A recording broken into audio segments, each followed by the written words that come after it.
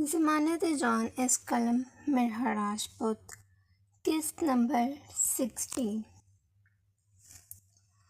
اس کی آواز دور دور تک گونجی تھی۔ زریم نے اپنا سر تھام لیا۔ جانا کو مداخلت کرنے کی کیا ضرورت تھی، لیکن وہ نہیں جانتا تھا کہ اسے مداخلت کیوں کی تھی۔ وہ اگر حویلی میں آ گئی تھی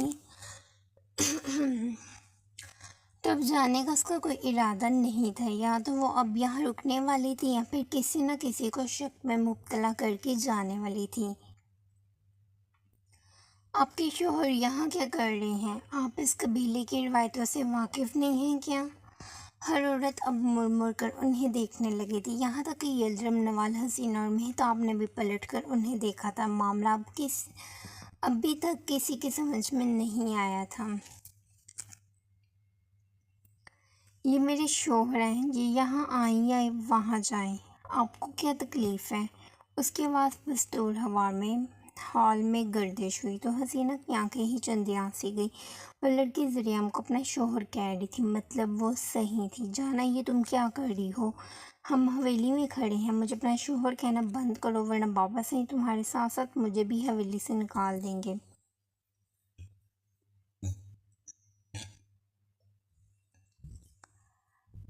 زریم نے فوراً اس کے کان میں سرگوشی کی تو اسے اندازہ ہو گیا تھا کہ سب اسے ہی دیکھ رہے ہیں۔ زریم، یہ لڑکی تم پر الزام لگا رہی ہے۔ جانا نے گردن موڑی اسے دیکھ کے کہا، حویلی کا چھوٹا سردار شادی شدہ ہے؟ ہجوم میں موجود ایک عورت کی حیرت انگیز آواز سارے میں گونجی۔ یلدرم نے مٹھیاں بیچ لی۔ یہ اب کون سا تماشا تھا؟ چھوٹے سردار نے چھپ کر شادی کر لی، حویلی والوں کو بتایا بھی نہیں؟ یہ اس کی بیوی ہے جو اس کے آگے کھڑی ہے۔ ایک کے بعد ایک عورت بول رہی تھی۔ زریم اپنی پیشانی مسلتا رہ گئی۔ یک بیک جانا نے اسے معذرت بڑی نظروں سے دیکھا۔ زریم، وہ پیچھے مڑ کر نہیں دیکھ رہا تھا کہ یلدرم چودھری کی گرجدار آواز پر وہ بل کھاتا ہوا پلٹا، جی بابا سائیں۔ اس نے خود کو فارمل کر لیا جیسے کچھ ہوا ہی نہیں۔ یہ لڑکی کون ہے؟ ہال میں موت سا سناٹا ہو گیا۔ وہ غضبناک لہجے میں استفسار کر رہے تھے کہ نوال کو لگا یہ کوئی غلط فہمی ہے، ان کا بیٹا ان سے کچھ نہیں چھپاتا تھا۔ کون ہو تم؟ زریم نے پلٹ کر پوچھا۔ وہ ایسا محسوس کروا رہا تھا جیسے وہ اس لڑکی کو جانتا ہی نہیں۔ میں علیحہ کی دوست ہوں۔ اس نے وہی تعارف کروایا جو اسے کروانا چاہیے تھا۔ البتہ مہتاب اس لڑکی کے چہرے میں کھو سی گئے تھے۔ ایسا کیا تھا اس کے چہرے میں جو انہیں ٹھٹکنے پر مجبور کر رہا تھا؟ یہ لڑکی تمہیں اپنا شوہر کیوں کہہ رہی ہے؟ ایک کے بعد دوسرا سوال ہوا۔ زریم نے دوبارہ سے مڑ کر اسی انداز میں پوچھا، تم مجھے اپنا شوہر کیوں کہہ رہی ہو؟ ایک پل جانا خاموش ہو گئی۔ دل تو چاہ رہا تھا پوری دنیا کو بتا دے کہ وہ زریم چودھری کی بیوی ہے، لیکن زریم جن نگاہوں سے اسے گھور رہا تھا اسے لگا کہیں اس کا ہی منصوبہ اسی پر نہ الٹ جائے۔ سوری، میں نے آپ کا چہرہ نہیں دیکھا تھا۔ میرے شوہر کا نام بھی زریم ہے تو مجھے لگا یہ لڑکی میرے شوہر کو انسلٹ کر رہی ہے۔ جانا نے جھوٹ کہہ دیا، لیکن اس کے جھوٹ پر کسی کو بھی یقین نہیں آ رہا تھا کیونکہ اس نے چہرہ ہی ایسا بنا رکھا تھا۔ حسینہ کو گڑبڑ کا احساس ہو رہا تھا۔ اس نے فوراً سے اپنا موبائل نکالا اور جانا کی تصویر اپنے موبائل میں اتار لی۔ دال میں کچھ تو کالا ضرور ہے، وہ من ہی من میں بڑبڑائی، جبکہ اگلے ہی پل اس نے جانا کہ وہ تصویر اپنے مخصوص بندے کو بھیج دی۔ کیا یہ لڑکی زریم چودھری کی بیوی ہے؟ اگر وہ یہی ہے تو مجھے اس لڑکی کی انفارمیشن آج رات ہی چاہیے۔ اس نے میسج ٹائپ کیا اور سینڈ کر دیا۔ بابا، اس لڑکی کے شوہر کا نام بھی زریم ہے۔ زریم نے یلدرم کو دیکھے دہرایا تو یلدرم کے اعصاب تھوڑے پرسکون ہوئے، ورنہ انہیں لگا تھا کہ زریم چودھری ان کی ناک کٹوا چکا ہے۔ اس دوران وہ آج یہاں کہیں نہیں تھا، وہ اپنے کمرے میں بھی نہیں تھا، نہ جانے کہاں چلا گیا تھا۔ میں جا رہی ہوں، علیحہ کو بتا دیجیے گا۔ وہ زریم کو دیکھے بولی اور پلٹ گئی۔ اب وہ 2 قدم ہی آگے بڑھی تھی کہ اس کی سماعتوں سے ڈگمگاتی اور ایک نسوانی آواز ٹکرائی۔ کہاں جا رہی ہو جانا؟ پارٹی تو ابھی شروع ہوئی ہے۔ جانا بجلی کی تیزی سے مڑی تو اسے اپنی نگاہوں کے سامنے اوپر والے زینے پر کھڑی علیحہ دکھائی دی۔ اس کے ہاتھ میں شراب کی بوتل تھی جسے منہ سے لگائے وہ وقفے وقفے سے گھونٹ لے رہی تھی۔ دوپٹہ گلے میں جھول رہا تھا۔ جانا کو ایک پل سمجھ ہی نہیں آئی تھی کہ شراب کی بوتل اس کے پاس کیسے آئی۔ اسے دیکھ کر یلدرم کا پارا آسمانوں کو چھونے لگا تھا۔ آج تک کسی مرد نے شراب کی بوتل کو ہاتھ تک نہیں لگایا تھا، پھر وہ لڑکی ہو کر یہ بے باکی کیسے کر سکتی تھی؟ البتہ حسینہ کا مکار چہرہ چمکنے لگا۔ نوال نے اپنے منہ پر ہاتھ دھر لیا۔ یہ علیحہ نہیں ہو سکتی تھی۔ وہ کیسی حرکتیں کر رہی تھی؟ ذریعہ تک پریشان ہوا تھا۔ فوراً سے اس نے وہاج کو کال ملائی، لیکن وہ اٹھا ہی نہیں رہا تھا۔ لا حول ولا قوت۔ یلدرم نے اسے ناگواری سے دیکھے زیر لب کہا، قبیلے کی عورتیں جو اس کے قصیدے پڑھ رہی تھیں اب اس کے کردار پر تھو تھو کرنے لگی تھی۔ ارے کوئی میوزک چلاؤ، اتنا سناٹا کیوں ہے؟ آخری زینہ اترتے وہ نیچے آئی تو جانا عجلت میں اس کے قریب گئی اور اس کے ہاتھ سے بوتل کھینچنی چاہی، مگر وہ دے ہی نہیں رہی تھی۔ وہ جب اپنے ہوش و حواس سے بیگانہ تھی تب حسینہ کے کہنے پر چپکے سے ملازمہ نے اس کے سائے ٹیبل پر شراب کی بوتل رکھ دی تھی تاکہ تماشا لگے تو اچھے سے لگے۔ علیحہ یہ تم کیا کر رہی ہو؟ وہ ٹٹول رہی تھی۔ جانا اسے سنبھالنے لگی۔ اس سے تو صحیح سے چلا بھی نہیں جا رہا تھا۔ تمام عورتیں شش و پنج میں مبتلا تھیں۔ انہیں سمجھ نہیں آ رہی تھی کہ وہ اس بے حیا لڑکی کو کیا کہیں۔ جانا تم بھی پیو نا، بہت مزے کی ہے۔ اس نے بوتل جانا کے منہ کے آگے کی تو جانا نے تیزی سے اس کے ہاتھ سے بوتل کھینچ لی۔ اسے عجیب قسم کی اسمیل آنے لگی تھی۔ آنکھیں بوجھل سی ہو گئی تھیں، وجود لڑکھڑا رہا تھا۔ یہ سب کیا ہے علیحہ؟ تمہیں ہماری عزت کا ذرا سا بھی خیال ہے یا نہیں؟ حسینہ جان بوجھ کر اس پر چلائی۔ تمام عورتیں اب آپس میں گس پس کرنے لگی تھیں۔ تمہاری یہ سب حرکتیں ہم برداشت نہیں کریں گے۔ اب تم شادی شدہ ہو، یہ ڈرنک وغیرہ تم پہلے کیا کرتے تھے۔ یہاں کا ماحول گندا مت کرو۔ حسینہ نے نہایت مہارت سے اس کے کردار پر کیچڑ اچھال دیا۔ وہاں کھڑی عورتوں نے جب یہ سنا کہ وہ شادی سے پہلے شراب پیتی تھی تو ان سے بھی رہا نہ گیا۔ کیسی بے حیا لڑکی ہے، حویلی کے مردوں کے سامنے کھڑی ہو کر ایسی حرکتیں کر رہی ہے۔ ایک عورت بولی تو اس کے پیچھے دوسری عورتیں بھی بولنے لگیں، جیسا باپ ویسی ہی بیٹی ہوگی نا۔ ماں باپ ہی تو بچوں کی تربیت دیتے ہیں، اور اس کا باپ اس کے سامنے بیٹھ کر شراب پیتا تھا، اور آج یہ لڑکی ہم سب کے سامنے شراب میں دھت کر رہی ہے۔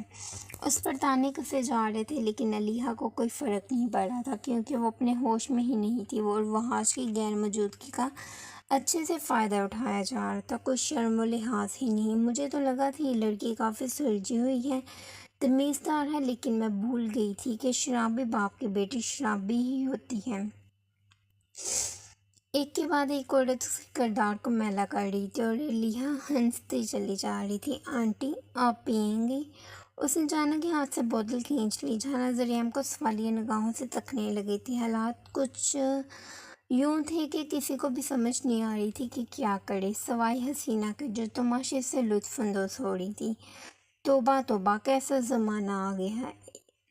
اس عورت نے اپنے کانوں کو ہاتھ لگا لیا۔ علیحہ بوتل کو ہاتھ میں لیے جھومنے لگی۔ جانا اسے قابو میں کر رہی تھی، لیکن جو شراب اس کے سر پر چڑھ گئی تھی وہ اسے ایک جگہ ٹکنے ہی نہیں دے رہی تھی۔ میں اپنی پی رہی ہوں، آپ کے باپ کی تو نہیں پی رہی۔ پھر آپ کو کیوں مسئلہ ہو رہا ہے؟ وہ بغیر لحاظ کے بولی۔ جانا نے اس کے ہاتھ سے بوتل پکڑی اور فرش پر دے ماری کہ کانچ کی آواز پر یکدم سے پورے ہال میں خاموشی سی چھا گئی۔ علیحہ چلو میرے ساتھ۔ جانا اسے گھسیٹتی ہوئی اوپر لے جانے لگی۔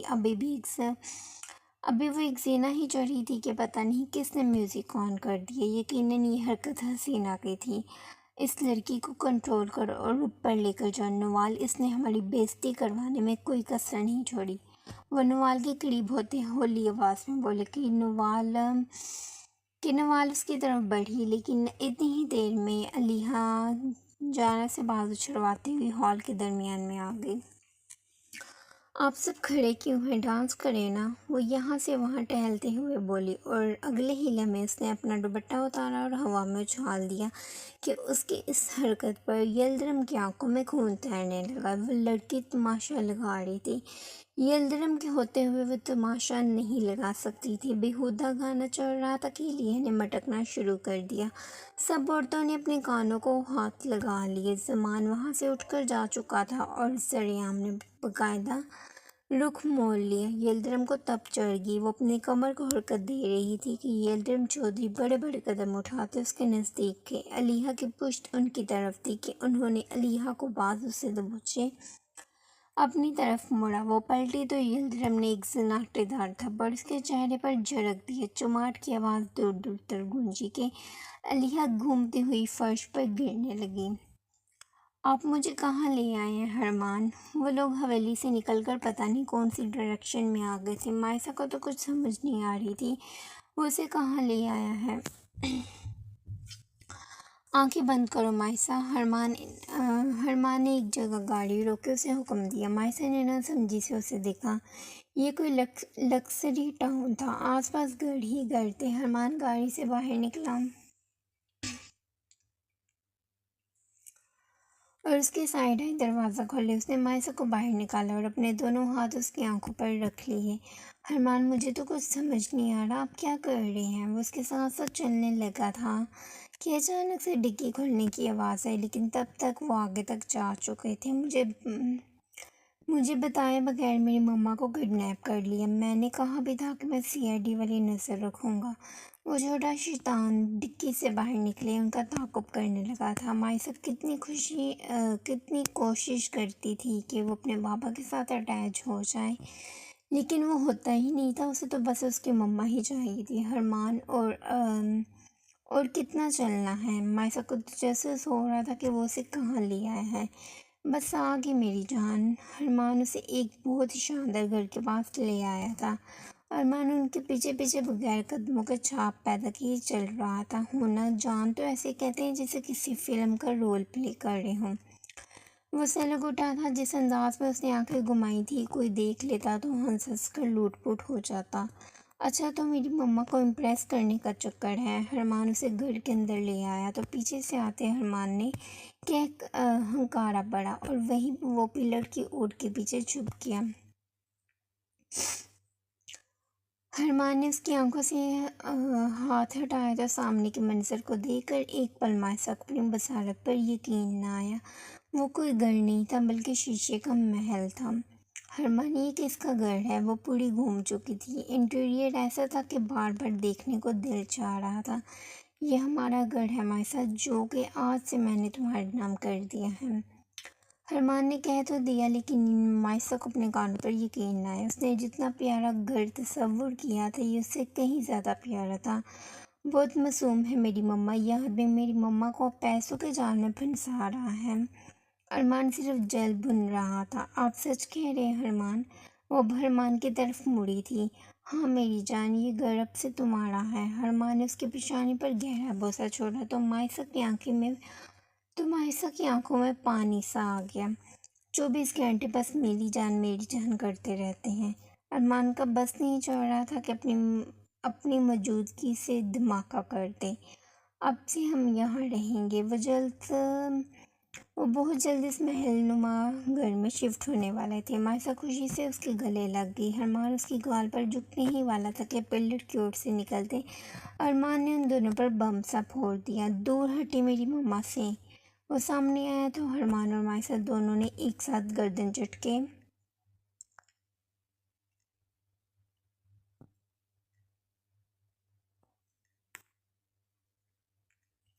اس چھوٹے پیکٹ کو دیکھا۔ ہماری جاسوسی ہو رہی تھی۔ حرمان نے آنکھیں چھوٹی کی اسے گھورا۔ وہ سمجھ چکا تھا کہ وہ یہاں کیسے آیا ہے۔ بیٹا آپ یہاں کیسے آئی؟ مائسا حرمان کے ساتھ سے نکلتی بھاگتی اس کے قریب گئی۔ مما میں ڈکی میں آیا ہوں، آپ تو مجھے ساتھ لائی ہی نہیں۔ ارمان نے منہ بسوڑا تو مائسا نے نیچے بیٹھتے اسے اپنے سینے سے لگا لیا۔ مما کی جان، آپ کھیل رہے تھے تو مما نے آپ کو ڈسٹرب نہیں کیا۔ مائسا نے اس کی پیشانی پر بیجا لمس چھوڑا تو ارمان نے ابروچ کا حرمان کو دیکھا۔ مما اٹس ناٹ فیئر، آپ بس بابا کو ٹائم دیتی ہیں۔ میری بیوی ہے، مجھے ہی ٹائم دے گی بیٹا، تو اپنا بندوبست کر لے۔ مائسا اسے ہم کوئی ڈول نہ لا دیں بازار سے؟ حرمان بھی ان کے قریب آ گیا کہ ارمان نے اسے گھورا۔ مجھے نکلی ڈول نہیں چاہیے، وہ برا مان گیا۔ مجھے انوشی آنی جیسی پیاری سی ڈول چاہیے جو مجھ سے پیار بھی کرے۔ وہ اس انداز میں بولا کہ مائسا اور حرمان کا نئے گھر میں ایک ساتھ کہکا فضا میں گونجا۔ منگنی مبارک ہو میری جان۔ وہ اپنے ہی دھیان رسی کے سامنے بیٹھی اپنی جولری اتارنے میں مگن تھی جب ہولے سے دروازہ کھولے زمان چودھری اس کے کمرے میں داخل ہوا۔ دفتر انوشا نے فضوخی سے باہر نکلتے اپنے بھیگے چہرے کو صاف کیے چونک کر اسے دیکھا۔ کیوں آئے ہیں آپ یہاں؟ اس کا اس وقت یہاں آنا انوشا کو ایک آنکھ نہ بایا تھا، مگر زمان لمبے لمبے ڈرگ پر تھا۔ اس کے پیچھے جا کھڑا ہوا کہ انوشا فوراً سے اٹھی۔ اپنی منگ کو دیکھنے آیا ہوں، کہیں منگنی کے بعد اور زیادہ حسین تو نہیں ہوگی؟ وہ انوشا کے چہرے کا بغور جائزہ لینے لگا تھا جو رونے کے باعث سوجن کا شکار تھا۔ زمان نے محسوس تو کیا تھا لیکن کچھ پوچھا نہیں۔ مجھے اس وقت کسی سے بات نہیں کرنی زمان لالا۔ انوشا نے جان بوجھ کر زمان کے ساتھ لالا کا استعمال کیا کہ وہ اسے باور کروا دے وہ انوشا کا لالا ہے۔ انوشا اس کے علاوہ اس سے کوئی رشتہ نہیں رکھنا چاہتی۔ پھر لالا؟ زمان نے منہ بنایا۔ جب انوشا اسے لالا کہتی تھی اسے لالا لفظ سے نفرت سی ہونے لگتی تھی۔ لڑکی اب ہماری نسبت طے ہو گئی ہے، کل کو شادی ہو جائے گی، لالا کہنا چھوڑ دو۔ زمان نے اسے پیارے لفظوں میں سمجھایا تو انوشا نے بیزاری سے آنکھیں گھمائیں۔ اس کا موڈ نہیں تھا بحث مباحثے کا۔ وہ چاہتی تھی زمان یہاں سے چلا جائے لیکن وہ تو اسے اپنی والوانہ نگاہوں سے گھورے چلا جا رہا تھا۔ ورنہ آئے دن مجھے تم سے نکاح کرنا پڑے گا، وہ وقفے سے بول رہا تھا۔ انوشا نے تنگ آ کر نگاہیں جھکا لی۔ میں آپ سے شادی نہیں کروں گی۔ اگلے ہی لمحے وہ ایک لفظ چبا کر بولتی۔ زمان کے چہرے پر پھنکاری کہ زمان چودھری بے ساختہ ہی مسکرا اٹھا۔ نکاح تو تمہارا مجھ سے ہی ہوگا چاہے تم راضی ہو یا نہ ہو۔ اس نے 2 قدم آگے بڑھائے تو انوشا ڈریسنگ سے چپک گئی مگر جواباً کچھ نہ بولی۔ اس لیے خود کو بھی ابھی سے تیار کر لو، جیسے چٹ منگنی ہوئی ہے ویسے پٹ بیاہ بھی ہو جائے گا، پھر انوشا یلدرم پر صرف اور صرف میرا حق ہوگا۔ اس نے انوشا کی چاکلیٹ براؤن آنکھوں میں آنکھیں ڈال کر کہا۔ ایک پل انوشا اپنی جگہ تھم چکی تھی۔ وہ تصور بھی نہیں کرنا چاہتی تھی کہ اس کی شادی زمان سے ہو۔ میں یہاں تمہیں صرف مبارکباد دینے آئی ہوں، آج میں بہت زیادہ خوش ہوں۔ وہ مسکرایا اور مسکراتا چلا گیا۔ انوشا نے نگاہ اٹھا کر اسے دیکھا تو ایک پل اسے کسی پاگل شخص کا گمان ہوا۔ تمہیں حاصل کرنا میری پہلی اور آخری تمنا تھی جو کہ اب پوری ہونے جا رہی ہے۔ وہ اپنی محبت کا اظہار کر رہا تھا اور انوشا کو زرگام کی یاد ستائے چلی جا رہی تھی، اور زرگام کی پہلی اور آخری محبت تھی۔ وہ یہ کیسے بول سکتی تھی؟ یہ آنسو پوچھ لو کیونکہ میں نہیں چاہتا کہ میری منگ کی آنکھ میں ایک بھی آنسو آئے۔ اس کی آنکھوں میں موٹے موٹے آنسو تیرے کے لڑک کر گال پر پھسلنے ہی والے تھے کہ زمان کے پوروں میں چن گئے۔ انوشا سمٹتی چلی گئی۔ کافی تھکی لگ رہی ہو، اب اچھے بچوں کی طرح چینج کرو اور سو جاؤ۔ زمان نے اس کا گال تھپکا اور ایک آخری نگاہ اس کے تھکے چہرے پر ڈالے وہ کمرے سے نکل گیا۔ وہ گیا تو انوشا کی حلق میں پھنسی ہنچکیاں بے اختیار ہو گئیں۔